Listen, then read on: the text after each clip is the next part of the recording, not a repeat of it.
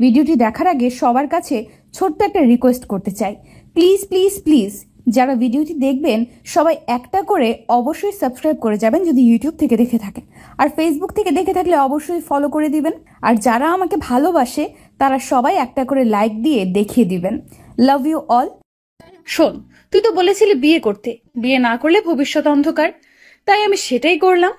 বিয়ে করলে তো স্বামীর কথা মানতে হবে, তাই এখন আমি তোমার স্বামী, তোমার আমার কথা মানতে হবে। মানবো না? কি করবি? অনেক কিছু। আমাকে কিছু করলে তোর হাত পা ভেঙে সারা জীবনের জন্য লুলা বানিয়ে দিব। আমি ভাবলাম নীলা এখন তার পাওয়ার দেখাচ্ছে, অহংকারে তার মাথা ঠিক নাই।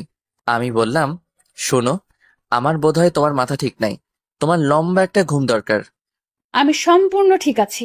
আমি যদি চেয়ারম্যান হই তাহলে কত মানুষ আমাদের সম্মান করবে, তাই না? আমার এত সম্মান দরকার নাই, তোমাদের প্রকৃত সম্মান কোথায় জানো? ওকে ওকে, আমি আর শুনতে চাই না। নীলা, তোমার কি হয়েছে? কি সুন্দর কথাবার্তা ছিল তোমার, কথার মধ্যে আলাদা একটা জাদু ছিল, হঠাৎ করে সব পাল্টে গেল। আমার বোধহয় তোমার মাথা ঠিক নাই, এখন তোমার ঘুম দরকার। কি? আমার মাথা ঠিক নাই? এই বলে ঠাস করে আমাকে চড় মেরে দিল। ব্যথার কারণে কাঁদি নাই, কষ্টের কারণে চোখ দিয়ে পানি চলে আসলো। আমি নীলার পায়ে ধরে বললাম, নীলাপু, তুমি আমাকে মেরে ফেলো, কিন্তু আমার মা বাবার সাথে কটু কথা আর খারাপ ব্যবহার করো না। ওকে, পা ছাড়। না, তুমি ওয়াদা করো আমার কথার বিরুদ্ধে গেলে তাদের সাথে নরম ভাষায় কথা বলবা। ওকে, বলবো। আমি খেয়াল করলাম নীলার পায়ে ধরাতে নীলা কেমন যেন মোচড় দিয়ে উঠল। যতক্ষণ পায়ে ধরে রাখছিলাম ততক্ষণ বড় বড় শ্বাস নেয়। আমি পা ছেড়ে এক কোণায় গিয়ে বসলাম। কিছুক্ষণ কোনো কথা বললাম না। আমি বললাম, আমার ঘুমে ধরেছে, আমি ঘুমিয়ে চাই। এই সময় গয়না কে খুলবে? কেন, তোমার হাত আছে না? আমি একটা বালিশ আর খেতা নিয়ে নিচে শুয়ে পড়লাম। নীলা বলল, ওপরে শো। না, তোমার সাথে শুব না। কেন? চিন্তা ভাবনা করে দেখো। আমি এই বলে নিচে বিছানা করে শুয়ে পড়লাম। নিচে কার্পেট আছে, বালিশ আর খেতা দিয়ে শুয়ে পড়লাম। আপু দুলাভাই কম্বল দেয় নাই, ভাবছে আজ রাতে এমনিতেই গরম থাকবো, কম্বল লাগবে না। আমি নিয়ত করলাম যতদিন পর্যন্ত নীলা আমার কথা মতো না চলবে ততদিন আমি নীলার শরীর টাচ করব না। আর যদি বেশি বাড়াবাড়ি করে তাহলে অন্য ব্যবস্থা করব। ভাবছিলাম আজ নীলার ২৭ বছরের জীবনের একটা কষ্টের ইতি ঘটতে যাচ্ছে, কিন্তু না, সেই কষ্টটা আরো দীর্ঘমেয়াদী হলো। নীলার মুখটা আমার চোখে ভাসছে, মন চাচ্ছে এখন গিয়ে মনের ইচ্ছা মতো কিস করার জন্য, কিন্তু সেটা সম্ভব না যেদিন পর্যন্ত আমার পায়ে ধরে মাপ না চাইবে, ততদিন পর্যন্ত কোনো স্পর্শ নাই। যদি পরকীয়া করে করুক, পরদিন অন্য মেয়ে নিয়ে আসবো। যেহেতু ২৭ বছর কোনো পরকীয়া করে নাই, মনে হয় না সামনে করবে। এইসব কথা ভাবতে ভাবতে কখন যে ঘুমিয়ে পড়লাম। সকালবেলা ঘুম থেকে উঠে দেখি নীলা পাশে আমাকে জড়িয়ে ধরে ঘুমিয়ে আছে বিছানার উপর। আমি সাথে সাথে উঠে পড়লাম। নীলাও উঠে পড়ল আর বলল, কি হলো, উঠে পড়লি কেন? তোমাকে কে বলেছে আমার সাথে শুতে? আমার মন চাইছে তাই। থাকো তুমি তোমার মন নিয়ে। আমি চলে গেলাম ওয়াশরুমে। ওয়াশরুম থেকে বের হয়ে টেবিলে পড়তে বসলাম। কিছুক্ষণ পড়লে মা ডাক দিল খেয়ে যেতে। খাইতে গেলাম। মা জিজ্ঞেস করলো, নীলা কই? আসে নাই? না। আসবো নে। মা আমার রুমে গেল, গিয়ে নীলাকে নিয়ে আসলো। আমি খাওয়া দাওয়া করে চলে গেলাম রুমে। একটা কথাও বললাম না, খেয়ে চলে আসলাম। বিছানায় শুয়ে মোবাইল টিপছি। নীলা চা আনলো, বলল, এই নে চা। টেবিলে রাখো। নীলা টেবিলে রাখলো। নীলা বলল, আমি বাইরে যাব। যেখানে মনে চাই যাও, আমাকে জিজ্ঞেস করার কি আছে। দেখলাম নীলা রেডি হয়ে বাইরে চলে গেল। আমিও পিছে পিছে বের হলাম, কারণ সে আমার বউ। সবচেয়ে বড় কথা হলো আমি তাকে ভালোবাসি। নীলা এলাকার কয়েকজন ছেলের সাথে দেখা করলো, তাদের সাথে অনেকক্ষণ কথা বলল। আবার নীলা বাড়ির দিকে হাঁটা ধরলো। আমি দোকানে গিয়ে সিগারেট ধরাইলাম, খেয়ে বাসায় আসলাম। দেখি নীলা ঘর ঝাড়ু দিচ্ছে। আমি বিছানায় শুয়ে পড়লাম। নীলা আমার দিকে আর চোখে তাকাচ্ছে, দেখে আমি কিছু বলি কিনা, কিন্তু না, আমি একটা কথা বলবো না। যতদিন পর্যন্ত এসব না ছাড়বে এভাবে মানসিক কষ্ট পেয়ে যাবে। ঝাড়ু দিয়ে আমার পাশে শুইল। আস্তে আস্তে নীলা একটা হাত আমার শরীরে রাখলো। আমি যত বিরক্ত আছে সব বিরক্ত নিয়ে নীলার দিকে তাকালাম। নীলা হাত সরিয়ে নিল। আমি উঠে কাপড় নিয়ে ওয়াশরুমে চলে আসলাম। ভাবলাম আমার কথা মানবে না, আবার আমার কাছ থেকে সুখের আশা করে। এত সোজা না দুনিয়াটা। আমি দেখলাম নীলার কয়েকটি কাপড় ভিজানো আছে, সেগুলো ধুয়ে দিলাম। আমি গোসল করে কাপড়গুলো নিয়ে ছাদে চলে গেলাম। ছাদে গিয়ে কাপড় নেড়ে আসলাম। এসে দেখি নীলা ওয়াশরুমে মনে হয় গোসল করছে। আমি টেবিলে বসে বই ঘাঁটছি। ভাবছি এক রুমে দুই মানুষ, একজনের সাথে আরেকজন কথা বলে না। নীলা ওয়াশরুম থেকে গোসল করে বের হলো, নতুন এক শাড়ি পরে, যেটা দেখে আমার মাথা পুরো গরম হয়ে গেল। নীলা কাপড় নেড়ে বিছানায় বসে চুল আঁচড়াইতেছে, আর আমি লোভাতুর দৃষ্টিতে নীলার দিকে তাকিয়ে রইলাম। তার কোমরের একাংশ দেখা যাচ্ছে। আমি কাশতে কাশতে বাথরুমে চলে গেলাম। আধা ঘন্টা পর বের হলাম। বের হয়ে দেখি জমিয়ে মার সাথে আড্ডা দিচ্ছে। দিনটা কেটে গেল। সারাদিন কেউ কারোর সাথে কথা বলি নাই। রাতের বেলা আমি পড়তেছি, নীলা শুয়ে শুয়ে মোবাইল টিপছে। কতক্ষণ পড়লাম জানি না। নীলা বলল, হইছে, আর পড়তে হবে না, এবার ঘুমা। তোমার বলা লাগবে না। আমি আস্তে আস্তে বিছানায় শুয়ে পড়লাম। নীলা আমার পাশে শুইল। আমি বললাম, নীলা, এসব নির্বাচন কি দরকার আছে? চলো আমরা নিজেরা সুন্দর একটা সংসার করি। দেখ, নির্বাচন সম্পর্কে আমাকে কিছু জিজ্ঞেস করবি না, ওইটা তো বাইরে। এখন তো আমরা দুজন একসাথে। এখনো তুমি আমার থেকে অনেক দূরে। এই বলে আমি বালিশ নিয়ে নিচে চলে আসলাম। আমি কি করব বুঝতে পারছি না। আজকে নীলাকে অনেক সুন্দরী দেখাচ্ছে। আমার মন বলছে এমন একটা মেয়েকে আমার মন চাচ্ছিল। কেন জানি মনে হচ্ছে সে কাছে থেকেও অনেক দূরে। মা বাবা যদি জানতে পারে নীলা নির্বাচন করবে, তাহলে কি যে হবে আল্লাহ জানে। সবচেয়ে বেশি কষ্ট পাবে মা। এর আগে নীলাকে আটকাতে হবে। কেমন জানি একটা আওয়াজ আসছে, মনে হচ্ছে কেউ কাঁদছে। নীলা কাঁদছে। বুঝছি নীলা কষ্টে কাঁদছে। আমি বুঝতে পারছি না কি করব। নীলার কাছে গিয়ে নীলাকে সান্ত্বনা দিব? চাইলেই সম্ভব, কিন্তু না, আমি তা করছি না। কাঁদুক, ইচ্ছে মতো কাঁদুক, বুঝুক তার জীবন আমি কতটা গুরুত্বপূর্ণ। অনেকক্ষণ হয়ে গেল, এখনো কাঁদছে। এখন আমার নিজেরও খারাপ লাগছে। আমি উঠে নীলার শরীরে হাত রেখে বললাম, নীলা। নীলার সাথে সাথে আমাকে জড়িয়ে ধরলো। আমিও জড়িয়ে ধরলাম নীলাকে। দেখি নীলার চোখে পানি আমি মুছে দিলাম। নীলার শ্বাস আমার মুখে আসছে। তার শরীর থেকে মিষ্টি একটা গন্ধ আসছে। আমি ভাবলাম আর আগানো যাবে না। আমি ঘুমের ভান করে সারা শরীর ভার ছেড়ে দিলাম বিছানায়। নীলা আমাকে জড়িয়ে ধরে ঘুমিয়ে পড়ল। তারপর আমিও ঘুমিয়ে পড়লাম। সকালবেলা উঠে দেখি নীলা আমাকে জড়িয়ে ধরে শুয়ে আছে। আমি উঠে আস্তে আস্তে ওয়াশরুমে চলে গেলাম। বের হয়ে দেখি নীলা উঠে গেছে। আমি পড়তে বসলাম। পড়ে খাওয়া দাওয়া করে ভার্সিটি চলে আসলাম। ভার্সিটি অনেকেই জানে না আমি যে বিয়ে করেছি, আর আমি কারোর সাথে এতটা ক্লোজ না। আমার ফ্রেন্ড বলতে সবাই, আবার কেউ না। যে সময় যার কাজ লাগে। ভার্সিটি শেষ করে বাসায় আসলাম। এসে দেখি বাবা চলে এসেছে। আমি আমার রুমে গেলাম। দেখি নীলা বাসায় নেই। আমি মাকে জিজ্ঞেস করলাম, নীলা কোথায়? মা বলল আমি যাওয়ার সাথে সাথে বের হয়েছে, যে আর আসে নাই। বাবা আমাকে ডাকছে। আমি বাবার কাছে গেলাম। আব্বা বলল, মুরাদ, আমার চাকরির মেয়াদ শেষ হয়ে যাবে আগামী মাসে। ভালো হয়েছে। এখন কতদিন বিশ্রাম নেন? বিশ্রাম নিলে তোরা খাবি কি? তোরও তো কোনো চাকরির ব্যবস্থা নাই। হুম।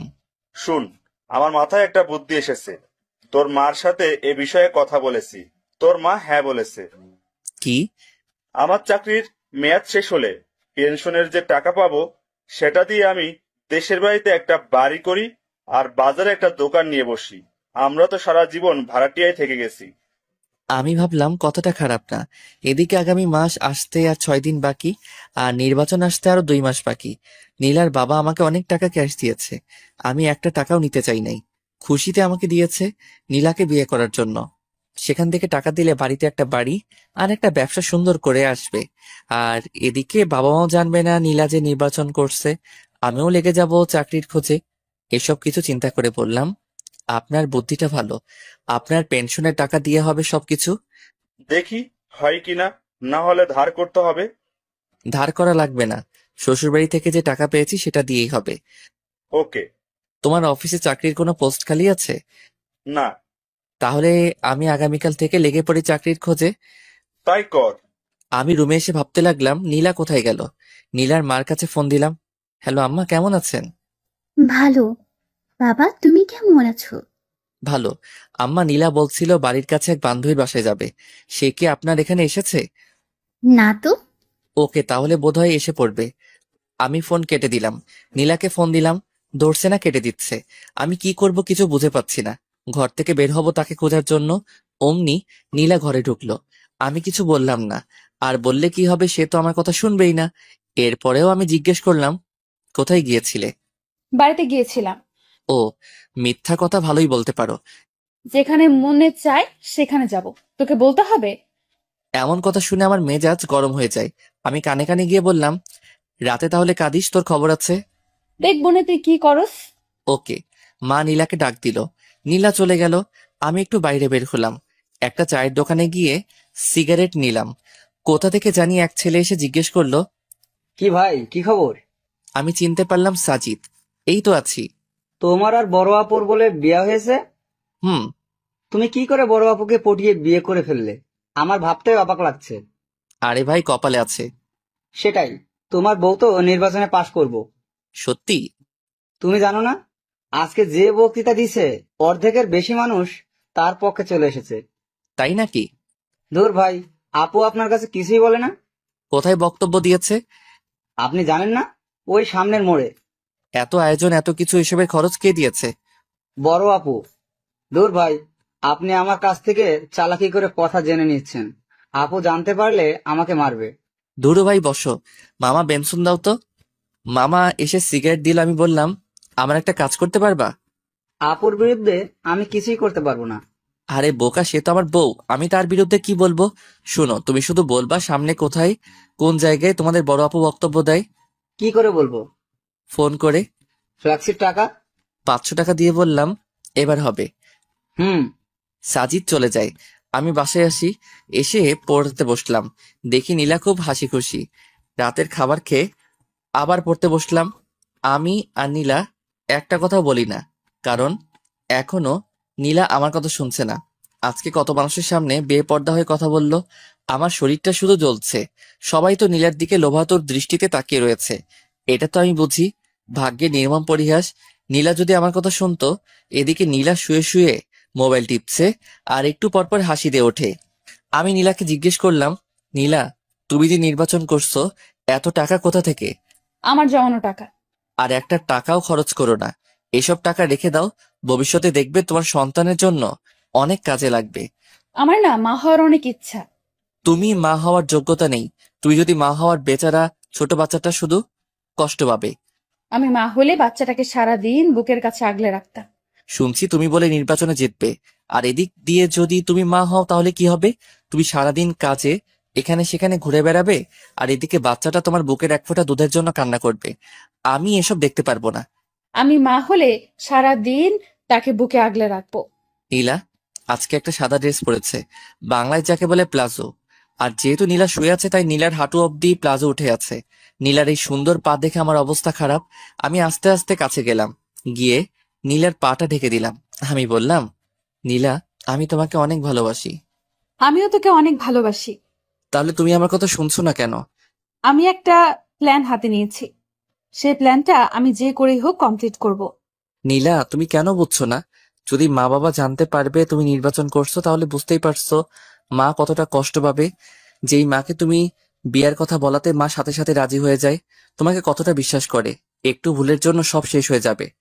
আমাকে একজন বলছে, একজনে অনেক কথা বলবে, এসব কথায় কান্না দিতে। সকল স্বামী তার স্ত্রীর ভালো চায়। আমি কখনো তোমার খারাপ চাই না। নীলা, এসব হলো ছেলে মানুষের কাজ। তোমার উচিত আমাদের সংসার কিভাবে সুন্দর করা যায় সেটা চিন্তা ভাবনা করা। যা তো এখান থেকে তুই, আমার ভালো লাগছে না। আমি জানি নীলা, আজকে তুমি কোথায় গিয়েছো। জানলে ভালো। কেন নীলা, তোমার কি একটু জানের ভয় নেই? আছে। তাহলে এত মানুষের সামনে বেপর্দা হয়ে কিভাবে কথা বললে? আমি অনেকক্ষণ প্র্যাকটিস করেছি। আর আমাকে কি কেউ মেরে ফেলবে নাকি? তুমি একা একা চলো, আমার ভয় করে। তাহলে তুই আমার সাথে চল। নীলা, তুমি আমাকে ভালোবাসো? হুম। যদি আমি তোমাকে ছেড়ে চলে যাই, তাহলে তুমি কষ্ট পাবে না? ছেড়ে চলে যাবে মানে? যেখানে যাস সেখান থেকে তোকে বের করে আনবো। হুম। নীলার এমন কথা শুনে আমার চোখ দিয়ে পানি পড়ছে। এ কি, তুই কাঁদতেছিস কেন? তোমার কথা শুনে কাঁদছি। তোর কষ্টটা বল। হয়তো তোমার সুখের দিনে আমি থাকবো না, আর আমার সুখের দিনে তুমি থাকবে না। কেন? ইস, নীলা, তুমি যদি আমার কথা বুঝতে। আমি তোমার সাথে না থাকতে পারলেও তোমার ছায়া হয়ে থাকবো। মানে? মানে বুঝতে হবে না, এখন ঘুমাও। আমি বালিশ নিয়ে নিচে আসবো। নীলা বলল, ওপরে শো, নিচে অনেক ঠান্ডা। ওকে। আমি নীলার উল্টো দিকে মুখ ফিরে শুয়ে রইলাম। ঘুম আসছে, ঘুমিয়ে পড়লাম। নীলার যে করে হোক নির্বাচনে দাঁড়াবে এবং পাশ করেও নিজের নাম সারা দেশে ছড়িয়ে দিবে। এখন যদি যে কোনো বাতাসে উপেক্ষা করবে, রাস্তাঘাটে হাঁটলে কত সম্মান করবে মানুষ। মুরাদের আবদার নীলা বুঝতে পারে, কিন্তু নীলাকে নির্বাচনে দাঁড়াতেই হবে। নীলা ভাবছে, নীলা নির্বাচনে পাশ করলে মুরাদ দেখবে তার কত সম্মান। তার আগে যেভাবেই হোক তাকে টিকে থাকতে হবে। নীলা আবার ভাবে সে কোনো ভুল করছে না তো, কিন্তু লোকের সমর্থনে সব ভুলে যায় নীলা। নীলা বুঝতে পারছে মুরাদ খুব কষ্ট পেয়েছে। মনে মনে নীলা ভাবে আর মাত্র 2টা মাস, তারপর দেখতে পাবে তোমার আর কোনো কষ্ট থাকবে না। নীলারও ঘুম পাচ্ছে। নীলা জানে এখন মুরাদের শরীরে হাত দিলে মুরাদ রাগ করবে, তাই নীলা মুরাদের শরীর ঘেঁষে ঘুমানোর চেষ্টা করলো। আস্তে আস্তে নীলা মুরাদের শরীরটা জড়িয়ে ধরলো। শেষমেশ মুরাদকে জড়িয়ে ধরে ঘুমিয়ে পড়লো। সকালবেলা ঘুম থেকে উঠে দেখে মুরাদ পড়ছে। নীলা অনিচ্ছা সত্ত্বেও কেন জানি পিছন থেকে জড়িয়ে ধরলো। মুরাদও নীলার হাতটা নিয়ে নীলার হাতে চুমু খেলো। আর কিছুক্ষণ পর নীলা ওয়াশরুমে চলে আসলো। একেবারে গোসল করে বের হলো। ছাদে কাপড় নাড়তে যাবে। 3তলা থেকে 4তলায় উঠলো। 4তলায় এক মহিলার কাণ্ড দেখে নীলা থমকে যায়। দেখলো একটা বাচ্চা ছেলেকে চোখে চোখে মুখে চুমু দিয়ে বলল, যাও বাবা, বাবার সাথে স্কুলে যাও। আর বাচ্চাটা বলল, তাই মা। যাওয়ার সময় বাচ্চাটা মার গালে চুমু খেলো। শেষমেশ টাটা দিতে দিতে বাচ্চাটা চলে গেল। নীলা পুরো কাজটা দেখলো। দীর্ঘ একটা শ্বাস ফেলে মনে মনে বলল, ইস, আমার যদি এরকম একটা বাচ্চা থাকতো। পেটের দিকে হাত দিয়ে পেটের মধ্যে হাত বুলিয়ে দেয় নীলা। মুরাদ, তুই কেন বুঝতে পারস না আমার মনের কথা? আমাকে একটা বাচ্চা দে, কসম করে বলছি। তার কোনো কষ্ট আমি হতে দিব না। নীলা আবার ভাবে, মুরাদ হয়তো ঠিকই বলেছে, এসব তো ছেলে মানুষের কাজ। আমার কাছে তো ঘরের ভেতর। আমি 2-3টা বাচ্চা নিয়ে সুখের ঘর করব। নীলা নিচে এসে দেখলো মুরাদ কলেজে চলে গেল। নীলা নিয়ত করে ফেলেছে এসব বাদ দিয়ে মুরাদের কথা মতো চলবে। নীলা ঘর থেকে বের হলো অফিসে গিয়ে নিজের পথ বাতিল করতে। বাসা থেকে বের হয়ে হাঁটা ধরলো। কিছুক্ষণ যাওয়ার পর কোথা থেকে জানি এক মেয়ে এসে বলল, আপু আপু, আমার বাড়ির সামনে। প্লিজ আপু, আমার সাথে একটা ছবি তুলেন। বলতে পারবো আমি চেয়ারম্যান আপুর সাথে ছবি তুলেছি। সবাই আমাকে বস মানবে। প্লিজ আপু। ওকে ওকে, তুলো। মেয়েটা ছবি তুলে বলল, আমার আপনাকে খুব ভালো লাগে। আমার ফ্যামিলির সবাই আপনাকে ভোট দেবে। Thank you. হেঁটে কেন, রিক্সা দিয়ে যান। আসলে শরীরটা বেড়ে যাচ্ছে তো তাই। ওকে আপু, চলেন আপনাকে এগিয়ে দিই। চলো। মেয়েটা আর নীলা হাঁটছে। সামনে দিয়ে যে যায় সেই লম্বা করে একটা সালাম দেয়। নীলা হাসি মুখে তাদের বিদায় দেয়। আরো কিছুক্ষণ হাঁটার পর 6-7টা মেয়ে নীলাকে ঘিরে ধরলো। আরো 10-12 জন ছেলে এসে হাজির হলো। পুরো একটা দল হয়ে গেল। এক সময় মিছিল শুরু হয়ে গেল। মিছিলের মধ্যে আরো মানুষ যোগ দিতে থাকে। পরে মোটামুটি বড় একটা মিছিল হয়ে যায়। অনেকক্ষণ সবাই বড় আপুর পক্ষে মিছিল করে। এক জায়গায় এসে এক রেস্টুরেন্টে নিয়ে সবাইকে কিছু খাওয়াইয়া তাদের বিদায় দিল। নীলা বাড়িতে চলে আসে। এসে ফ্রেশ হয়ে শুয়ে ভাবতে লাগলো কোথা থেকে কি হয়ে গেল। যে জায়গায় গিয়ে না করে আসবে এসবের মধ্যে আমি আর নাই, সেখানে গিয়ে বড় এক মিছিল করে আসলো। এত মানুষের সারা কিভাবে নীলা ফেলে দিবে? এখন কত সম্মান, পরে না জানি কত সম্মান হবে। বের হলেই মানুষ ঘিরে ধরবে। তখন মুরাদ বুঝতে পারবে আমি কেন এত কষ্ট করেছি। তখন হয়তো মুরাদ আমাকে একটা বাচ্চা নেওয়ার সুযোগ দিবে। আমি নীলার মনের ভিতর ঢুকে যাওয়ার চিন্তা ভাবনা করছি। নীলার সব কাজে রেসপন্স করব, কিন্তু আসল কাজটা করব না। আমি বুঝতে পারছি এইভাবে নীলার সাথে আর বেশি দিন থাকা যাবে না। ভার্সিটি থেকে এসে দেখি নীলা ঘুমাচ্ছে। তার মায়াবী মুখটা কি সুন্দর করে তাকিয়ে আছে। আমি অনিচ্ছা সত্ত্বেও নীলার কপালে চুমু খেলাম। নীলা পাশ ফিরে আবার শুয়ে পড়ল। আমি ফ্রেশ হয়ে নীলাকে ডাক দিলাম, নীলা, আমার খিদা লাগছে। দাঁড়াও, আমি নিয়ে আসছি। নীলা একটু পর আমার জন্য খাবার নিয়ে আসে। আমি খেলাম। আমি বললাম, নীলা, তুমি আজকে মিছিল করেছো? হুম। কেন? যাতে নির্বাচনে পাশ করতে পারি। ওকে, তাহলে তুমি নির্বাচন নিয়েই থাকো। মুরাদ, রাগ করিস না। আমি এখান থেকে বের হতে পারবো না।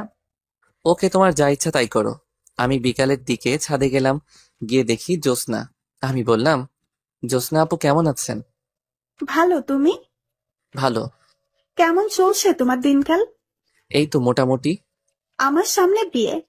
ভালো। আপু, আমার একটা সমস্যা, যদি একটু হেল্প করতেন। কি বলো? নীলা খালি নির্বাচন করে, এই নিয়ে তাকে আমি প্রতিদিন বোঝাই, কিন্তু সে কোনো কথা কানে নেয় না। আপনি যদি একটু হেল্প করতেন। যে তার স্বামীর কথা শুনে না, তাহলে অন্য আরেকজনের কথা কি শুনবে? তারপরেও একটু কথা বলে দেখবেন। ওকে। আমি যাই। হুম। আমি চলে আসি। কি করব কিছুই মাথায় আসছে না। এভাবে এক সপ্তাহ চলে গেল। বাবা গ্রামে চলে যায়। গ্রামের বাড়িতে নতুন বাড়ি হলে মাও চলে যাবে। নীলা জিজ্ঞেস করলে বলি বাড়িতে বেড়াতে গেছে।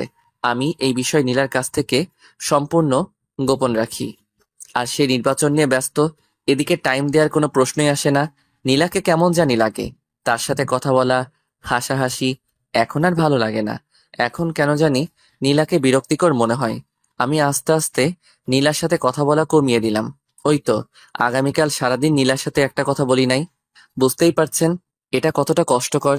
নীলাকে অনেক বোঝালাম, শেষমেশ যেই কদু সেই লাউ। আমি ভাবলাম নীলার মা বাবার সাথে এই বিষয়ে কথা বলতে হবে। আমি সময় করে চলে আসি নীলার বাড়িতে। দেখি তার মা বাবা দুজনেই বাড়িতে। হঠাৎ নীলাকে ছাড়া আমাকে দেখে তারা অবাক হয়ে যায়। নীলার মা বলল, বাবা, তুমি এমন সময় একা? নীলা কোথায়? নীলা বাড়িতে। আম্মা আব্বা কিছু কথা আসছিল। নীলারে নিয়ে একটা সমস্যা হচ্ছে। কি সমস্যা? আসলে নীলা খালি নির্বাচন নির্বাচন করে। এই সারাদিন নির্বাচন নিয়ে বাড়ির বাইরে ব্যস্ত থাকে। কত যে বললাম এসব ছেড়ে দিতে, আমরা সুন্দর করে সংসার সাজাই, কিন্তু কে শুনে কার কথা। আপনারা দুজন যদি একটু বলতেন এসব ছেড়ে দিতে, তাহলে খুশি হতাম। আসলে বাবা কি বলবো, সে ছোটবেলা থেকেই স্বপ্ন দেখে আসছে এই এলাকায় নির্বাচন করবে, তাই সে ছোটবেলা থেকে টাকা জমাইছে। তোমার অসুবিধা হলে আমরা অবশ্যই নীলাকে বুঝাবো। ধন্যবাদ। আমি নীলার বাড়ি থেকে খাওয়া দাওয়া করে বাসায় আসলাম। এসে দেখি নীলা ঘরের ভিতর নাচতেছে। আমি মুচকি হাসি দিলাম। আমি বললাম, এত খুশি কেন? সবাই বলছে আমি পাশ করব। ঘরের বাইরে বের হলে কত মানুষ আমাকে ঘিরে ধরে। সেটা তো ধরবেই, কারণ তুমি অনেক সুন্দরী, আর সুন্দরের পূজা করে সবাই। সুন্দরী বলে না, আমি চেয়ারম্যান হব বলে। এখনো কোনো নেতা তোমাকে আহ্বান করে নাই রাতে তার সাথে থাকার জন্য? এটা কি বললি তুই? আবার বল। মুহূর্তের মধ্যে নীলা চোখ মুখের রং পাল্টে গেল। যদি এরকম অফার পাও তাহলে ফোন করে বলে দিও, আজ রাতে আমি বাইরে থাকবো। ঠাস ঠাস করে দুটো চর বসিয়ে দিল গালে। আমি বললাম, সত্যি কথা বললে কারো সহ্য হয় না। নীলা কেঁদে দেয়। কেঁদে কেঁদে আমাকে জড়িয়ে ধরে বলে, তুই এমন কথা বলিস না।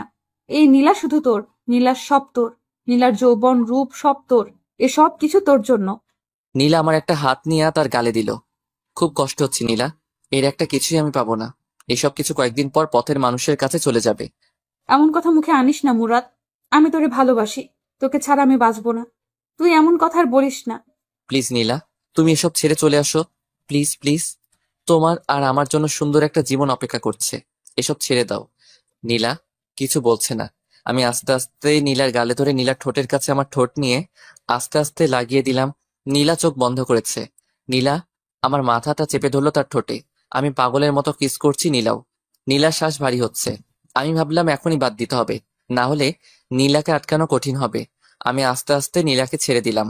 নীলা বলল, কি হলো? ভালোই তো লাগছিল, আবার ধর। মনে হয় মা ডাকছে। এই বলে আমি সোজা ঘর থেকে বেরিয়ে আসলাম। নীলা বুঝতে পারছে না কি বলবে, শুধু তাকিয়ে রইল। আমি ভাবলাম লাভ নাই, যতদিন না পর্যন্ত ওইসব ছাড়বে না ততদিন পর্যন্ত আমাকে পাবে না। আমি 2-3 জায়গায় চাকরির জন্য নিবন্ধন করলাম। এসব বিষয় নীলার কাছে গোপন রাখলাম। তাকে বলে কি করব? আমি বাইরে যাওয়ার সাথে সাথে নীলা ঘর থেকে বের হয়ে পড়ে। আর কি বলবো, এসব কিছু নীলার কাছে গোপন রাখলাম। আমি সোজা বাইরে আসলাম, এসে সিগারেট খেলাম, খেয়ে রুমে ঢুকলাম। রুমে ঢুকলে নীলা বলল, তুই আমার বাবা মার কাছে বিচার দিয়েছিস কেন? মনে চেয়েছে। দেখ, আমাকে নিয়ে প্রতি দোকানে এখানে সেখানে সব জায়গায় কথা হয়। তারা বলে আমি জিতলে এলাকার উন্নতি হবে, এলাকায় শান্তি থাকবে। এসব মানুষের কথা আমি কি করে ফেলে দিতে পারি? আমি ছাড়তে পারবো না। ভালো, তোমার যদি মনে চাই করো, মনে থাকে যেন। পরে যখন কেঁদে কেঁদে আমাকে জোরে চিল্লাই চিল্লাই ডাকবে তখন আমাকে পাশে পাবে না। নীলা, তুমি এখন বাচ্চা মেয়ে না, ভালো মন্দ বিচার করার বিবেক তোমার মাথায় আছে। হায় রে কপাল আমার, আমারই দোষ কেন যে সুন্দরীর পাগল হলাম। যদি জ্যোৎস্নাকে অথবা তানহাকে বিয়ে করতাম তাহলে কতই না সুখী হতাম। এই বলে রুম থেকে বের হয়ে আসলাম। সোফায় এসে টিভি দেখতে লাগলাম। কিছুক্ষণ পর মা এসে বলল, আগামীকাল বাবা আসবে। দিনটা কেটে গেল নীলার সাথে, আর কথা বলি নাই। পরদিন বাবা এসে আমাকে ডাকা শুরু করলো। আমি গেলাম বাবার কাছে। একটা কাগজ ঢিল দিয়ে বলল, এসব কি মুরাদ? আমি কাগজ ধরে দেখি নীলার নির্বাচনের পোস্টার। তার মানে বাবা জেনে গিয়েছে নীলা নির্বাচন করছে। বাবা আবার বলল, কোথায়? তোর বউ কোথায়? আস্তে বাবা, আমার কথা শোনো। কি শুনবো? আমি জানি নীলা নির্বাচনে দাঁড়াচ্ছে। কি বললি তুই? নীলা নির্বাচনে দাঁড়াচ্ছে? তার কত সাহস! তাড়াতাড়ি তার মাকে ফোন দে। এমন অলক্ষী মেয়ে আমাদের দরকার নেই। শোনো, আমি তোমাদের বুঝিয়ে বলি। বাবা, আমি জানি না যে নীলা নির্বাচনে দাঁড়াচ্ছে। বাসরাতে সে আমাকে বলে, তখন যা হওয়ার হয়ে গেছে, এখন তার কিছু করার নাই। আমি নীলাকে অনেক বোঝালাম, কিন্তু কে শুনে কার কথা। আব্বা মা যা হওয়ার হয়ে গেছে, তোমরা কোনো টেনশন করো না, আমি বিষয়টি দেখছি। তোর বউ যেন আমার সামনে না পড়ে। ওকে, আমি দেখছি। আমি চলে আসলাম। দেখি নীলা চুপচাপ বসে আছে আর আমার দিকে আর চোখে তাকাচ্ছে। আমি হাসি মুখে বললাম, তোমাকে কিছু বলবো না, তোমার যা মনে চাই করো। নীলা কিছু বলল না। আমি চুপচাপ বেলকনিতে গিয়ে বাইরে তাকিয়ে রইলাম। নীলা আমার পাশে এসে দাঁড়ালো আর বলল, তোকে আমি কষ্ট দিতে চাইনি মুরাদ। আমার কষ্ট তো কিছুই না। মা আর বাবা অনেক দুঃখ পেয়েছে তোমার এই অপ্রত্যাশিত কাজে। সরি। সরি বলে কি লাভ? সরি বললে কি আর তুমি এসব থেকে ফিরে আসবে? তুমি তো বুঝতে পারছো না সবাই তোমাকে কি সম্মান করবে। বলবে, দেখো দেখো চেয়ারম্যানের জামাই। সব ছেলেরা তোমাকে দেখে হিংসা করবে। নীলা, তুমি এখনো ছোট রয়ে গেছো। আমার জায়গায় যদি অন্য কেউ থাকতো তাহলে এতদিনে তুমি এতদিনে কি? চেয়ারম্যান হয়ে যেতে। আমি যে ভালো সেজন্য তোমাকে বাধা দিচ্ছি। শুনো, এখন তুমি গিয়ে আমার মায়ের কাছে আর বাবার কাছে মাপ চাইবা। বলবা আর আমি নির্বাচনে দাঁড়াচ্ছি না। বলবো না। বলবা না? না না না। আমি আমার হাত উঠাইলাম চর দিতে, কিন্তু কোনো এক টানে আর পারলাম না চর মারতে। নীলা বলল, মারলি না চল, দেখতাম তোর কত সাহস। এখন যদি আমি একটা ফোন করি তাহলে শত শত ছেলে চলে আসবে। আমি চাইলে তোকে মেরে বুড়িগঙ্গা নদীতে ফেলে দিতে পারি। আমি মোবাইল দিয়ে বললাম, এই নাও, এখন তোমার ছেলেদের ফোন দাও। তারা আসুক, এসে আমাকে মেরে বুড়িগঙ্গায় ভাসাই দিক। তুই কি ভাবছিস আমি পারবো না? তুমি আবার না পারতে পারো। আমি কানে কানে গিয়ে বললাম, পারলে করে দেখা। আমি সেখান থেকে চলে আসলাম। আমার আর ভালো লাগছে না। এখন থেকে আর নীলার সাথেই শুবো না। আজ 1 সপ্তাহ হলো নীলার সাথে শুই না। আমি আমার মতো, নীলা নীলার মতো। এদিকে আমার চাকরির ইন্টারভিউর জন্য কল আসলো। এদিকে বাবা মা চলে গেল গ্রামের বাড়িতে। যাওয়ার আগে নীলাকে কয়েকবার বললাম বাবা মার কাছে মাপ চাইতে, কিন্তু কে শুনে কার কথা। এখন আমি আর নীলা একা। আমি ইন্টারভিউ দিলাম, আমার আগের রেজাল্ট ভালো ছিল বলে চাকরিটা হয়ে গেল। কিন্তু সমস্যা একটাই, বাসা থেকে অনেক দূরে। আমি সকালে যাই, বিকালে আসি। নীলা ভাবে আমি ভার্সিটিতে যাই। কিছুদিন পর সন্ধ্যার সময় বাসায় ঢুকলাম। দেখি নীলা আর 5জন ছেলে, 1জন মেয়ে বসে আড্ডা দিচ্ছে। তাদের একজনের হাতে সিগারেট, নীলাও সিগারেট খাচ্ছে। আমি ঘরে ঢুকলে নীলা বলল, এ হলো আমার স্বামী মুরাদ। মাঝখান থেকে একজন ছেলে বলে উঠল, বড় আপু, আপনি বিয়ে করে ফেলেছেন? আমরা তো জানি না। আসলে সবই কপাল। আর মুরাদ কিন্তু খুব ভালো ছেলে, কেউ তার সাথে বেয়াদবি করবি না। ওকে আপু। আপু, আমাদের কাজটা বুঝিয়ে দেন। নীলা আমাকে বলল, মুরাদ, তুই একটু ঘরে যা। ওকে। আমার মাথা পুরো গরম হয়ে আছে, কিছু বলবো না তাকে। আমি ভাবলাম এভাবে আর চলতে পারে না। আরে, আমার তো একটা সম্মান আছে। চেয়ারম্যান হওয়ার পর সবাই বলবে, দেখো দেখো চেয়ারম্যানের জামাই, কিন্তু সেটা বলবে টিটকারি করে। ভাবলাম আজ নীলাকে শেষবারের মতো বলবো, তারপর অন্য কোনো রাস্তা দেখতে হবে। নীলা তাদের সাথে কথা বলে অনেকক্ষণ। এই ফাঁকে আমি তাদের জন্য হালকা নাস্তা নিয়ে যাই। নীলার অহংকারে শেষ নাই। নীলা তাদের ছোটখাটো মিটিং শেষ করলো। আমি পড়তে বসলাম। রাতে খাওয়ার জন্য নীলা আমার জন্য বাইরে খাবার আনে। আমি খেলাম। ভাবলাম আজ একসাথে শুই। আমি শুলাম তাড়াতাড়ি, কারণ সকালে অফিসে যেতে হবে। দেখি নীলা মোবাইল টিপছে। আমি বললাম, নীলা, বলো। মোবাইল রাখো। ওকে, বলো। নীলা, তোমার নির্বাচন আর কতদিন আছে? আর মাত্র 15 দিন। ভালো, তোমাকে শেষবার ওয়ার্নিং দিচ্ছি। তুমি কি এখান থেকে বের হতে পারবে? আর কতবার বলবো? তাহলে শোনো, এসব ছেলে পেলে নিয়ে ফ্ল্যাটে আসবা না। কেন? আমি না করছি তাই। ওকে, তোমার যা ইচ্ছা। আমি বিছানায় শুয়ে ঘুমিয়ে পড়লাম। পরদিন সকালে উঠে গেলাম অফিসে। অফিস শেষ করে অফিসের আশেপাশে বাসা খুঁজতে লাগলাম। নীলার মুরাদের একই জ্ঞান জ্ঞান, আর ভালো লাগে না। প্রতিদিন একই বিষয় নিয়ে কথা বলে। ভালো হয়েছে তার বাবা মা চলে গেছে, না হলে কত বাধার সম্মুখীন হতে হতো। মুরাদকে নীলা অনেক ভালোবাসে, সেজন্য নীলা এত অসম্মানের পরেও মুরাদের কাছে পড়ে রয়েছে। কিন্তু নীলা বুঝতে পারছে না মুরাদের কি হয়েছে। কিছুদিন ধরে মুরাদ নীলার সাথে খুব ভালো ব্যবহার করছে, খুব হাসি খুশি, সব কাজে রেসপন্স। নীলা বুঝতে পারলো মুরাদ তাহলে এতদিনে সবকিছু বুঝতে পারছে।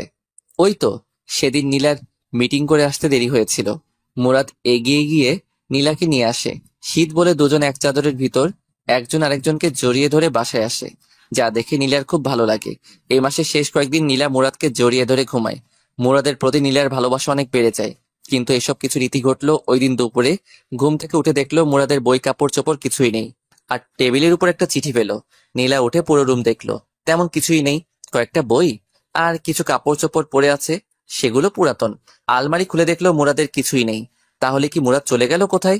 নীলা জোরে জোরে মুরাদ বলে ডাক দিল, তার শব্দই আবার ফিরে আসলো। পুরো ফ্ল্যাট চেক করলো, প্রয়োজনীয় সবকিছু আছে। নীলা নীলা আস্তে আস্তে চিঠির কাছে আসলো। নীলার বুকটা কাঁপছে। মুরাদ কি চলে গেছে? আগে মোবাইল নিয়ে কল করলো মুরাদের নাম্বারে, ফোন বন্ধ। এবার চিঠির কাছে এসে চিঠি হাতে নিল, কাপা কাপা হাতে। চিঠি খুলে পড়তে লাগলো।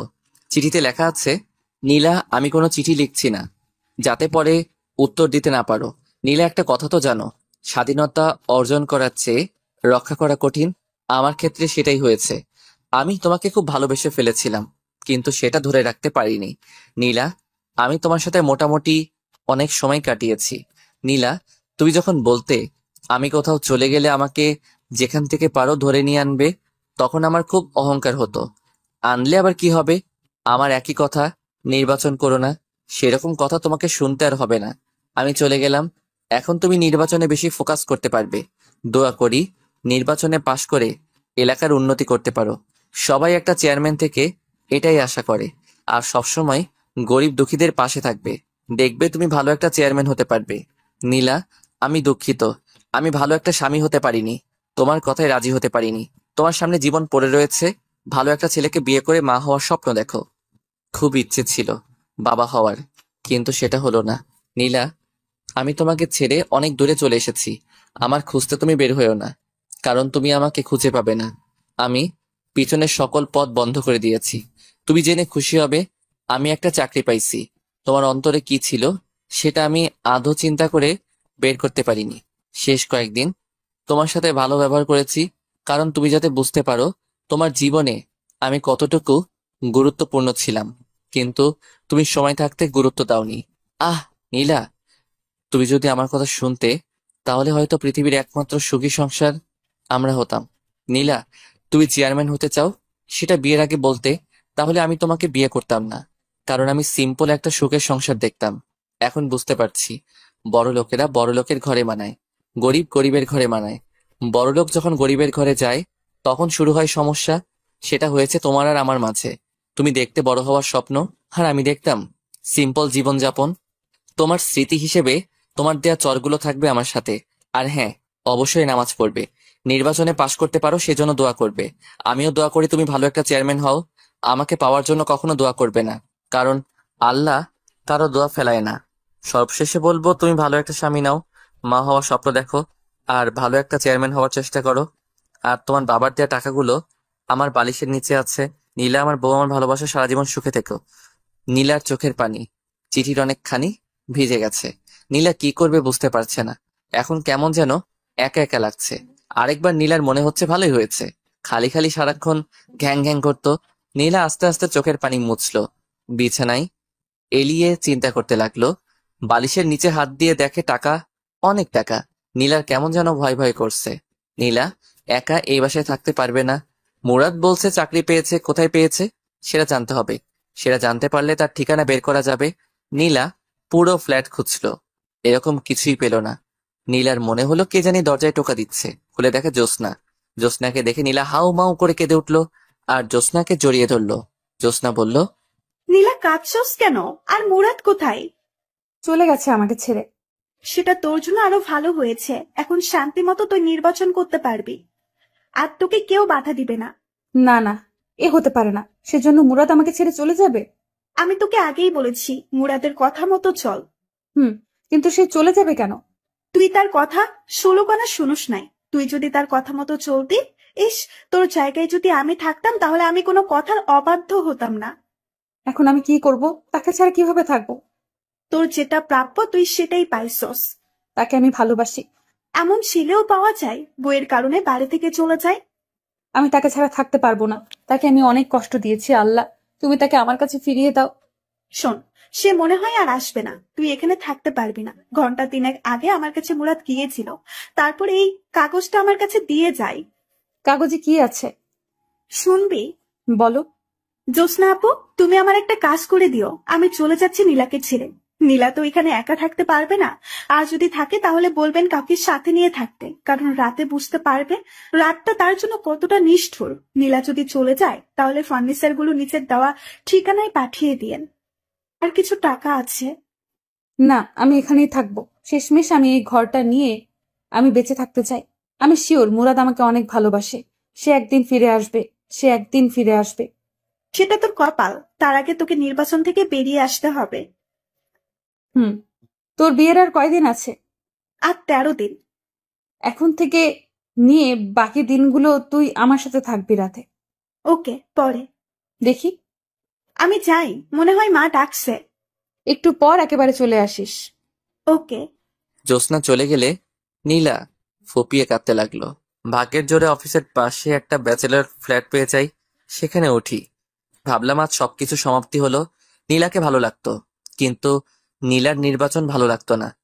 আমি যে রুমে সিট নিলাম সেই রুমে আরো দুজন আছে। তারা দুজন চাকরিজীবী, তাই আমাদের ফাইজলামো করার কোনো প্রশ্নই আসে না। যাই হোক, পরদিন সকালে অফিসে গেলাম। আমার মুখ থেকে হাসি নামক শব্দটি উধাও হয়ে গেছে। অধিকাংশ সময় আমি নীলাকে নিয়ে চিন্তা করি। ফেলে এসেছি, আবার কোনো ভুল করিনি তো? যদি কোনো অঘটন ঘটিয়ে ফেলে? কিছু ভালো লাগছে না।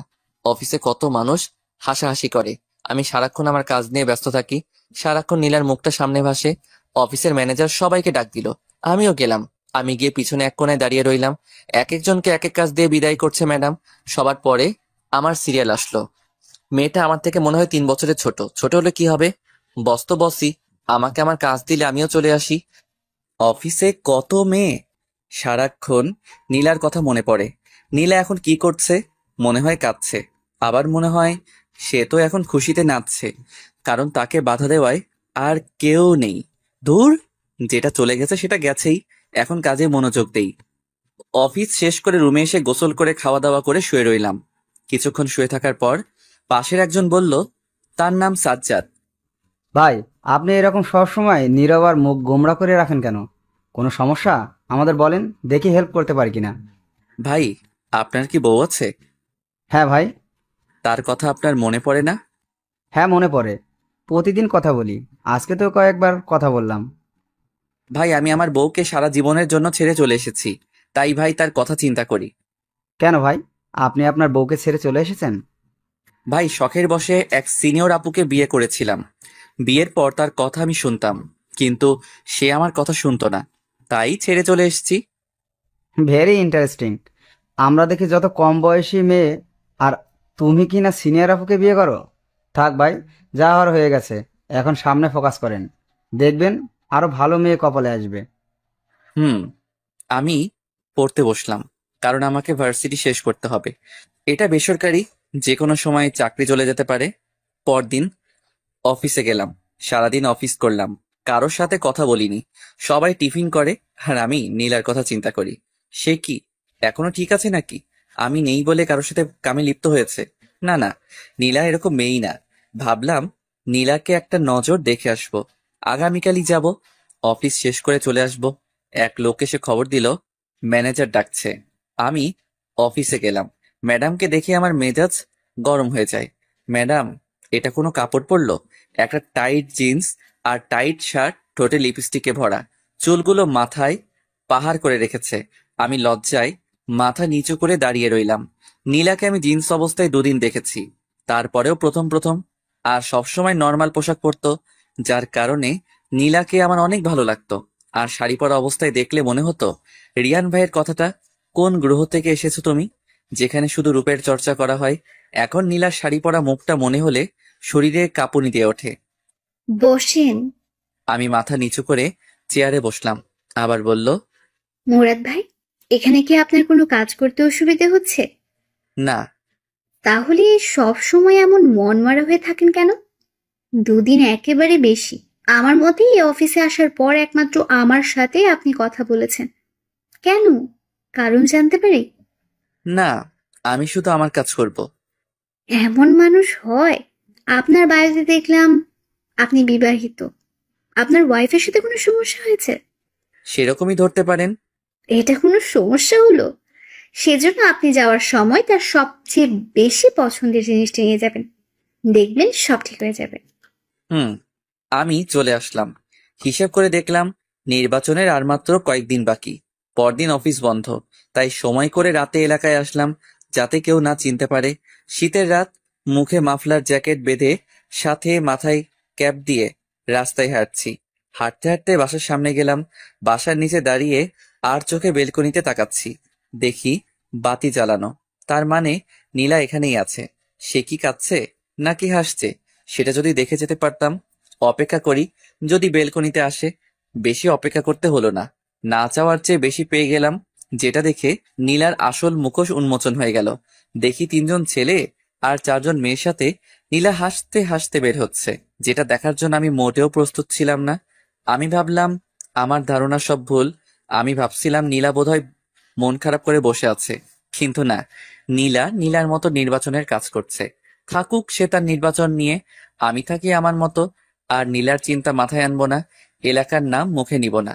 আমি মন খারাপ করে বাসায় চলে আসলাম। সারা রাত ঘুম নাই। কি করব? আমি নীলাকে ছেড়ে চলে আসলাম, অথচ আমি বেশি কষ্ট পাচ্ছি। আর এদিকে নীলা খুশিতে শেষ। শখের বসে গিয়েছিলাম সিনিয়র মেয়েকে বিয়ে করতে, আবার সে বলে এলাকার ডন। এমন ফালতুমি আমার কপালে জুটলো। সে বলে আমার বউ। দূর, ঘুমাই। এসব চিন্তা করতে করতে কখন যে ঘুমিয়ে যাই। এদিকে নীলা কাঁদতে কাঁদতে চোখ ফুলিয়ে ফেলেছে, কারণ মুরাদকে ছাড়া নীলার এক মুহূর্ত ভালো লাগে না। সারাদিন ঘরে নীলা একা, কিছু ভালো লাগে না, খাওয়া দাওয়া ঠিক মতো করে না। এখন নীলা মুরাদের অভাব হাড়ে হাড়ে টের পাচ্ছে। দুদিন ধরে নীলা নির্বাচনের কোনো কাজে যাচ্ছে না, কারণ তার মন ভালো না। কি বলবে গিয়ে নীলা? ওই দিন রাতে নীলাকে তার সাথের লোকেরা দাওয়াত দিল। নীলা বলে দিয়েছে আসতে পারবে না, কিন্তু হলো কি, রাতে কয়েকজন বাসায় এসে হাজির। তাদের জোড়াজড়িতে নীলা তাদের সাথে গেল। সেখান থেকে এসে জ্যোৎস্নাকে কল দিল। জ্যোৎস্না আসলো। রাতে জ্যোৎস্নার সাথে ঘুমাই। দুজন শোয়ার পর জ্যোৎস্না বলল, এসব তুই ছাড়বি?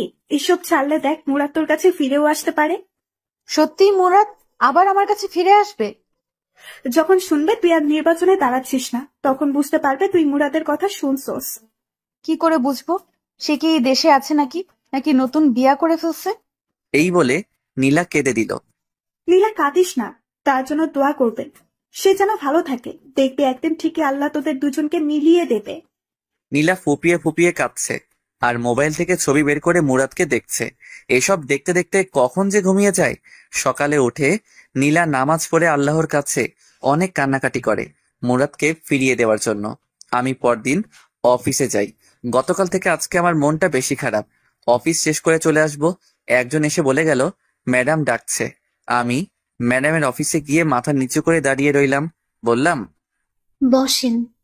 আমি আস্তে আস্তে বসলাম। এখন আপনি আমার সামনে হাসি দেবেন। পারবো না।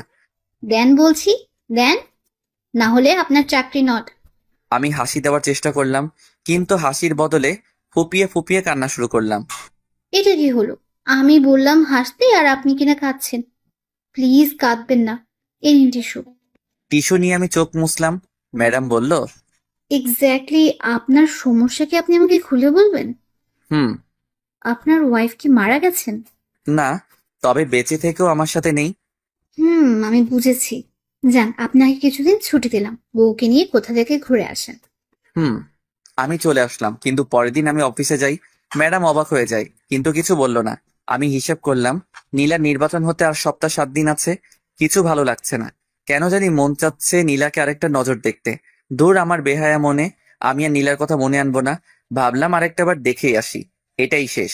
পরদিন রেডি হয়ে রাতে বের হলাম। কিছুক্ষণ জার্নি করার পর এলাকায় পা রাখলাম। আমার উদ্দেশ্য বাসায় নিচে দাঁড়িয়ে তার হাসি মুখটা দেখে চলে আসবো। বাসার কাছে চলে আসলাম, এমন সময় একটা নারী চিৎকার আসছে। আমি আস্তে আস্তে হেঁটে আরো কাছে গেলাম। চিৎকার চেনা চেনা লাগছে। কাছে গিয়ে দেখি নীলা।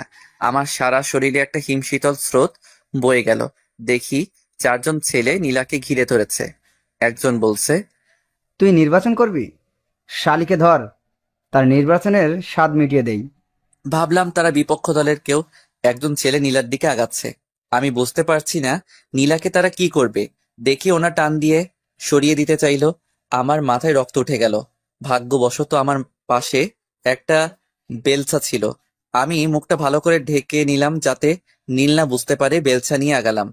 যেহেতু চারদিকে অন্ধকার, তাই একদিক থেকে উদয় হয়ে যে নীলার ওড়না দিয়ে টান দিল, তার পিঠে গিয়ে আঘাত করলাম। শালা! জোরে এক চিৎকার দিয়ে নিচে শুয়ে পড়লো। আমি আবার অন্ধকারে চলে গেলাম। আমি তাদের দেখছি, কিন্তু তারা আমাকে দেখছে না। তারা সতর্ক হয়ে গেল।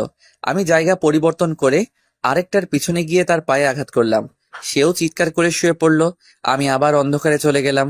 আমি আবার জায়গা পরিবর্তন করে আরেকটার পিছনে গিয়ে তার ঘাড়ে আঘাত করলাম। সেও শুয়ে চিৎকার করতে লাগলো, ও মা গো, ও মা, ও মা গো। আমার অন্ধকারে চলে গেলাম। আমি অন্ধকারে চলে গেলাম। যেহেতু শীতের রাত, কুয়াশা, কিছুই দেখা যায় না। আবার রাত। আরেক হালা চিৎকার করে বলছে, শালা কে রে তুই? সাহস থাকলে সামনে আয়। আমি আস্তে আস্তে পা টিপে তার পিছনে গিয়ে দাঁড়ালাম। শেষমেশ সে বুঝতে পারে, কিন্তু ততক্ষণে আমার হাত রেডি। সে ঘুরে আর আমি তার কানে নিচে নরম জায়গায় ঘুষি চালালাম। সে দাঁড়ানো থেকে অজ্ঞান হয়ে ডাইরেক্ট রাস্তায় পড়লো।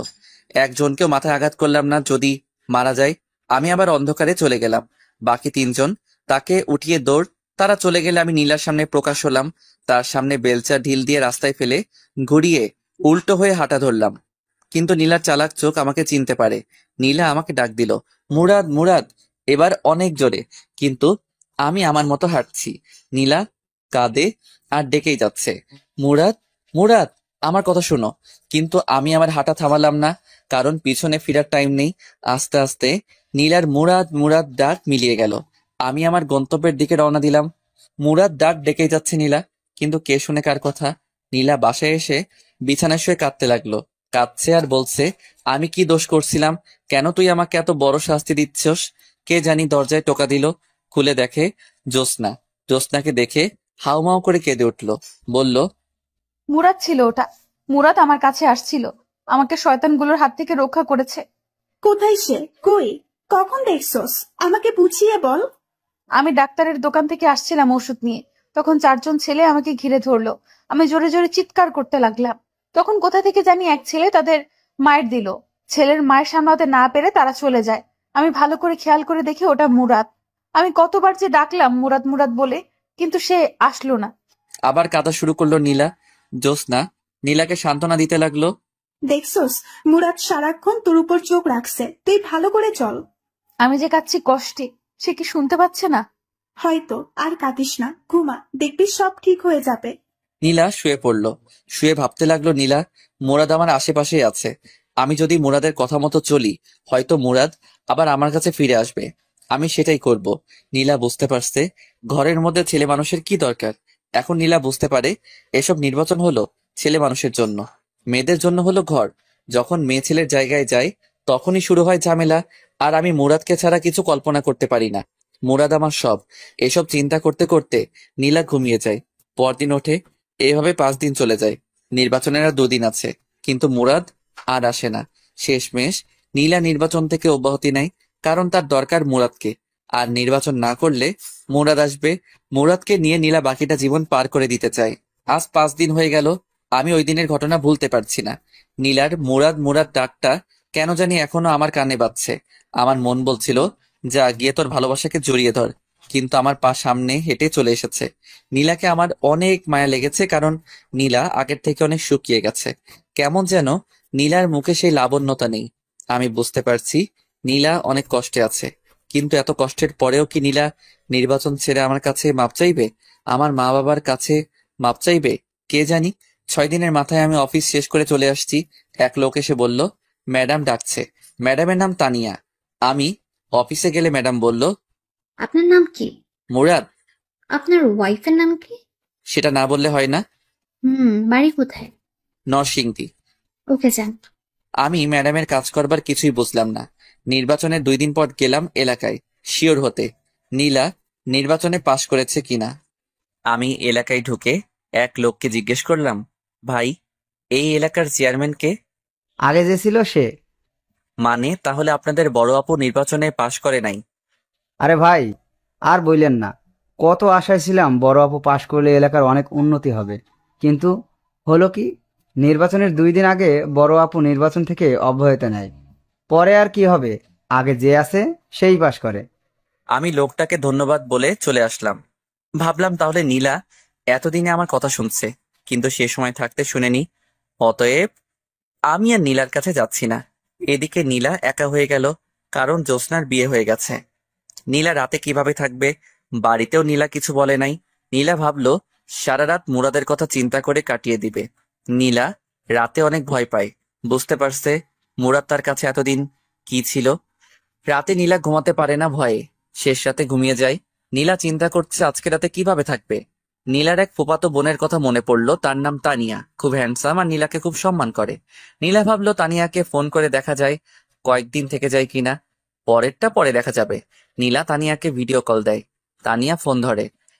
আসসালামু আলাইকুম তানিয়া, কেমন আছো? জি আপু, ভালো। তুমি কেমন আছো? এই তো ভালো। তোমার চেহারা তো তা বলছে না। আমার চেহারা কি বলছে? মনে হচ্ছে তুমি অনেক কষ্টে আছো, কেমন যেন আগে থেকে শুকিয়ে গেছো। শোনো, এখন থেকে তুমি আমার কাছে থাকবে। কেন, তুমি না বিয়ে করেছো? তোমার জামাইয়ের কি হয়েছে? ওর কথা আর বলিস না। এখন তুমি বলো কখন আসবা? অফিস শেষ করে চলে আসবো। কাপড় চোপড় নিয়ে আসবা, কিছুদিন থাকবা। ওকে? ওকে, চলে আসবো। নীলা ভাবলো যাক একটা ব্যবস্থা হলো, এখন কিছু রান্না করতে হবে তার জন্য। নীলা তার জন্য অনেক কিছুই রাঁধলো। রাত্রেবেলা তানিয়া আসলো, তানিয়াকে খাওয়ালো। তানিয়ার অনেক ক্লান্ত লাগছে, তাই তানিয়া ঘুমিয়ে যায়। সকালে উঠে আবার তানিয়া অফিসে চলে যায়। নীলা সারাদিন ঘরের ভিতর কাটিয়ে দেয়। বিকালের দিকে তানিয়া অফিস শেষ করে আসে। আসলে তারা একসাথে খেলো। খাওয়ার সময় তানিয়া জিজ্ঞেস করলো, আপু, তোমার হাজবেন্ড কোথায়? এই বিষয়ে জিজ্ঞেস না করলে হয় না? না, তোমাকে বলতেই হবে। তুমি আগে থেকে অনেক চেঞ্জ হয়ে গেছো। আগে সবসময় তোমার মুখে হাসি লেগে থাকতো, আর এখন তোমার কি অবস্থা হচ্ছে, দিন দিন শুকিয়ে কাঠ হচ্ছ। ঠিক মতো কি খাওয়া দাওয়া করো না? এটা নিশ্চয়ই তোমার পিচ্ছি হাজবেন্ডের কারণে। সে কোথায়? খাওয়ার পর তোমাকে বলি। ওকে, খাওয়া দাওয়া করে দুজনে বিছানায় বসলো। তানিয়া বলল, এবার বলো। সে আমাকে ছেড়ে চলে গেছে। কি? এটা কি করে সম্ভব? সারা জীবন শুনে এসেছি স্বামীর জ্বালায় মেয়েরা বাপের বাড়ি চলে যায়। এ তো দেখছি পুরো উল্টো। তুমি কি এমন করেছো যার কারণে তোমাকে ছেড়ে চলে যেতে হলো? তার কোনো দোষ নেই, সব দোষ আমার। আমি তার কথা শুনিনি। বুঝেছি। তুমি এখানে কেন পড়ে রয়েছো? সে যেহেতু তোমাকে ছেড়ে চলে গেছে, তাহলে তুমি বাড়ি চলে যাও। একা একা ভয় করে না? করে। যদি সে আবার ফিরে আসে, সেই অপেক্ষায় বসে আছি। ও, আমার ঘুম ধরেছে। শুয়ে পড়ো। তানিয়া শুয়ে পড়ল। নীলাও শুয়ে পড়ল। তানিয়া জিজ্ঞেস করলো, আচ্ছা আপু, তোমার হাজবেন্ডের নাম কি? মুরাদ। তার বাড়ি জানি কোথায়? নরসিংদী। আপু, তার একটা ছবি দেখাও তো। নীলা মুরাদের একটা ছবি দেখায়। তানিয়া তাদের কাহিনী সব বুঝতে পারে। এদিকে নীলা আপু মুরাদের জন্য কেঁদে কেঁদে শেষ, আর ওদিকে মুরাদ নীলা আপুর জন্য কেঁদে কেঁদে শেষ। এখন দুজনকে মিলিয়ে দেওয়ার দায়িত্ব তানিয়ার। তানিয়া চিন্তা করলো নীলা আপুকে কিছু বুঝতে দিবে না, দুজনকে সারপ্রাইজ দিবে। তানিয়া বলল, আপু, তুমি তো সারাদিন ঘরেই বসে থাকো, আগামীকাল চলো না আমার অফিসে। না রে, আমি যেতে পারবো না। চলো না প্লিজ, তোমার অনেক ভাল লাগবে। কখন আসবি? যাবো, আর গিয়ে 1 ঘন্টা পর চলে আসবো। ওকে, সকালবেলা মন চাইলে। মন চাইলে না, তোমাকে যেতেই হবে। ওকে। নীলা ঘুমিয়ে যায়। সকালে উঠে নাস্তা করে তানিয়ার সাথে চলে আসে তানিয়ার অফিসে। গিয়ে তানিয়া যে অফিসে বসে কাজ করে সেখানে গিয়ে বসলো। তানিয়া বলল, আপু, তুমি একটু বসো, আমি আসছি। ওকে, তাড়াতাড়ি চলে আসিস। ওকে। একটু বসলো নীলা। কে জানি অফিসে প্রবেশ করলো। নীলার পাশের চেয়ারে বসলো। নীলা মাথা নিচু করে বসে আছে, ভালো লাগছে না। একটু বসলো, ভাবলো উঠে বাইরে চলে যাবে, কিন্তু নীলার নাকে পরিচিত একজনের ঘ্রাণ আসছে। বুকের ভিতর কেমন যেন চিনচিন করে উঠল। মনে হচ্ছে পাশের লোকটার কাছ থেকে। নীলা আস্তে আস্তে মাথা উঁচু করে আর চোখে লোকটার দিকে তাকালো। তাকিয়েই অবাক হয়ে গেল, এ তো দেখি মুরাদ। নীলার চোখটা বিশ্বাসই করতে পারছে না। পাশে বসা ছেলেটা মুরাদ। নীলা কেন জানি বিশ্বাস করতে পারছে না পাশে বসা ছেলেটা মুরাদ। শিওর হতে ডাক দিল, মুরাদ, মুরাদ, মুরাদ। ডাকে আমার ঘুম ভেঙে যায়। স্বপ্নে দেখতেছিলাম নীলা আমাকে ডাকছে। চোখ খুলে দেখি সাজ্জাদ ভাই ডাকছে। বলল, ভাই কখন থেকে ডাকছি, উঠেন না। ভাই স্বপ্ন দেখছিলাম। আমি বুঝছি, স্বপ্নে দেখছিলা বউ তোমাকে ডাকছে, সেজন্য উঠতে মন চায় না। হুম, আপনি কি করে বুঝলেন? ভাই এমন আমার অনেক হয়েছে। ও, অভিজ্ঞতা আছে আপনার? হুম। আমি ফ্রেশ হয়ে খেয়ে অফিসে চলে আসলাম। একটু পর একজন এসে বলল, তানিয়া ম্যাডাম ডাকে। আমি অফিসের সামনে আসলে একজন বলল, ভিতরে গিয়ে বসতে, ম্যাডাম আসবে। আমি ভিতরে ঢুকে দেখি এক চেয়ারে একটা মেয়ে বসে আছে। আমি মেয়েটার দিকে না তাকিয়ে চুপচাপ বসে পড়লাম। অনেকক্ষণ হয়ে গেল, ম্যাডাম আসছে না। কিন্তু কেমন যেন একটা ঘ্রাণ আমার নাকে আসছে। কেন জানি মনে হচ্ছে এটা নীলার শরীরের ঘ্রাণ। তার মানে পাশের মেয়েটা নীলা। আমি তাকাতে যাব, কিন্তু ততক্ষণে মেয়েটা মুরাদ বলে ডাক দিল। আমি তাকিয়ে দেখি আসলেই নীলা। আমি যেন একটা শক খেলাম। আমি কি বলবো কিছুই বুঝতে পারছি না, শুধু তাকিয়ে রইলাম। নীলাও আমার দিকে তাকিয়ে রয়েছে, কিছু বলছে না। অনেকক্ষণ পার হয়ে গেল। আমি খেয়াল করলাম নীলার মুখের রং পাল্টে যাচ্ছে। নীলা চেয়ার থেকে উঠে আমার শার্টের কলার ধরে কষিয়ে 2টা চড় দিল। আমি ফ্যাল ফ্যাল করে তাকিয়ে রইলাম, মুখে কথা বলার শক্তি হারিয়ে ফেললাম। নীলা অফিসের দরজা আটকে দেয়। বুঝতে পারছি আজকে আমার খবর আছে। দীর্ঘ 1 মাস পর আমাকে পেয়েছে, হাতে নাতে এত সহজে আমাকে ছাড়বে না। নীলা লাফ দিয়ে আমার মাথার চুল ধরে টেনে নিচে নামালো, আমাকে নুইয়ে আমার পিঠে মারতে থাকে আর বলতে থাকে, বল, বল কেন আমাকে ছেড়ে চলে আসলি? বল, বল কেন আমাকে ছেড়ে চলে আসলি? আমি কি দোষ করছিলাম? বলছি প্লিজ আর মেরো না। তুই না আমাকে ছেড়ে চলে আসছস, তাহলে বেঁচে আসছস কেন? তোমার কারণে। মিথ্যে কথা। তাহলে এতদিন আসিস নাই কেন? কারণ তুমি আমার কথা শুনো নাই। সেজন্য চলে আসবি তুই? পিঠে আরেকটি কিল দিয়ে আমাকে জড়িয়ে ধরলো আর কাঁদতে লাগলো। আমি বললাম, কাঁদছো কেন? এখন তো আমাকে পেয়ে গেছো। এটা তো সুখের কান্না। আমি ভাবতে পারি নাই আমি চলে যাবার পর তুমি এতটা কষ্টে থাকবে। আমি ভাবছিলাম তুমি আরো হাসি খুশি ভাবে নির্বাচন কমপ্লিট করবে আর আমাকে সারা জীবনের জন্য হারাবে। আসলে তুই চলে যাওয়ার পর তোর মর্যাদা বুঝতে পারি। মুরাদ, তুই আমাকে ক্ষমা করে দে। আমি তোকে অনেক কষ্ট দিয়েছি। তুমি যদি প্রথমে আমার কথা শুনতে, তাহলে হয়তো এতটা কষ্ট করতে হতো না। তুই আমাকে আবার ছেড়ে চলে যাবি? হুম, যদি আমার কথা না শুনো। ওকে। এখন আর কেঁদো না। হুম। তোমার শরীরের কি অবস্থা? কি সুন্দর পরীর মতো ছিল আমার নীলা, এখন শুকিয়ে কি হয়েছো? তোর জন্য আমার এই অবস্থা হয়েছে। তোমার ফার্স্ট কাজ হলো আমার মা বাবার কাছে ক্ষমা চাওয়া। সরি মুরাদ, তোর মা বাবাকে আমি অনেক কষ্ট দিয়েছি। বল, কবে তোর গ্রামের বাড়িতে যাবি? সামনের সপ্তাহ। আমার গ্রাম অনেক ভালো লাগে। গিয়ে আমরা অনেকদিন থাকবো। হুম। আমি সরি, ওই দিন রাতে আমি তোমার ডাক শুনিনি। ওই দিন যদি তুই না থাকতি তাহলে হয়তো আর আমাকে পেতি না।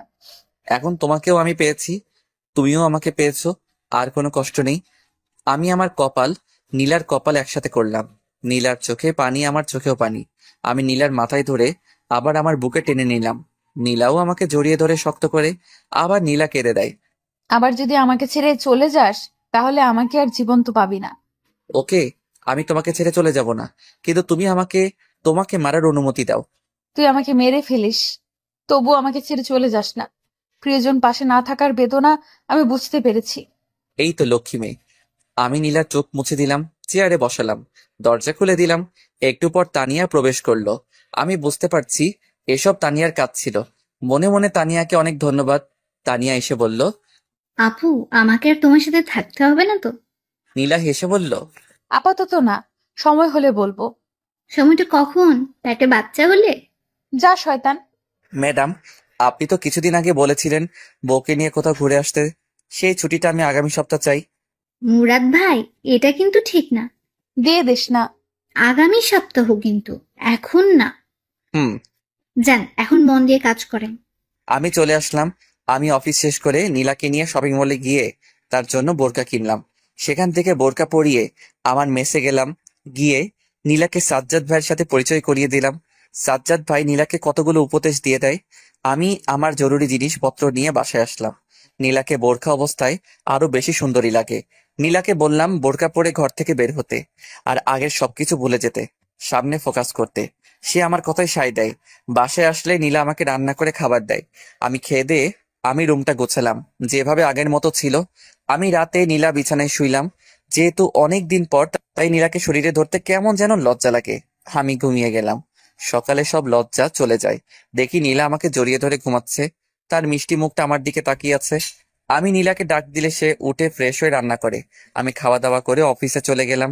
অফিস থেকে এসে দেখি নীলা একটা গোলাপি কালার শাড়ি পরেছে, যেটা দেখে আমার মাথা এমনি ঠিক নেই, তাও আবার তার শরীর থেকে মিষ্টি একটা গন্ধ আসছে, আর তার একাংশ দেখা যাচ্ছে। আমি কোনো চিন্তা না করেই তার কোমরে ধরে তাকে টান দিয়ে বুকে আনলাম। তার মিষ্টি গোলাপি ঠোঁটে চুমুট প্রলেপ এঁকে দিলাম অনেকক্ষণ। নীলা আমাকে টেনে নিয়ে বিছানায় ধাক্কা দিয়ে ফেলে দেয় আর বলে, তুই না আমাকে অন্য একটা জগৎ থেকে ঘুরিয়ে নিয়ে আসবি? আমার শরীর আনচান সেখানে যাওয়ার জন্য। আমি বুঝতে পারছি নীলা কিসের কথা বলছে।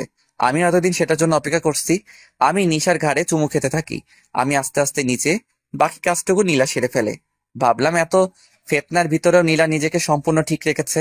আমরা সন্ধ্যার সময় শুইলাম, উঠলাম। পরের দিন সকালে নীলা বলল, এই জিনিসটা এত মজা, এত সুখ আগে যদি জানতাম, তাহলে আমি তোর কথার কখনো অবাধ্য হতাম না। আমি আরো 10 বছর আগে বিয়ে করে ফেলতাম। তখন কিন্তু তুমি আমাকে পেতে না। তা ঠিক। এখন বলো কি খাবে? সেটাও বলে দিতে হবে। না, এখন না। আমি নাস্তা তৈরি করছি, খেয়ে দিয়ে অফিসে যাও। ওকে। আমি অফিসে চলে আসি। পরের সপ্তাহ আমরা গ্রামের বাড়ি আসি। সেখানে 1 সপ্তাহ থাকি। নীলা মা বাবার পায়ে ধরে মাপ চায়। নীলাকে ক্ষমা করে দেয়। সপ্তাহে একটা পরীক্ষা, তাই ভার্সিটি পরীক্ষা দিয়ে শেষ করলাম। আরো ভালো কোম্পানিতে চাকরির আবেদন করলাম। কিন্তু তানিয়ার রিকোয়েস্টে সেই অফিস থেকে গেলাম। কিন্তু আমার প্রমোশন হয়। আসা যাওয়ার জন্য নীলার বাবার কাছ থেকে একটা গাড়ি নেয় আমার জন্য। 1.5 বছর পর আমাদের একটা মেয়ে হয়। দেখতে নীলার মতো হয়েছে। আসলে ভালোবাসা চেয়ে পাওয়া যায় না, ভালোবাসা দিতে হয়। ভালোবাসা দিলেই তুমিও ভালোবাসা পাবে।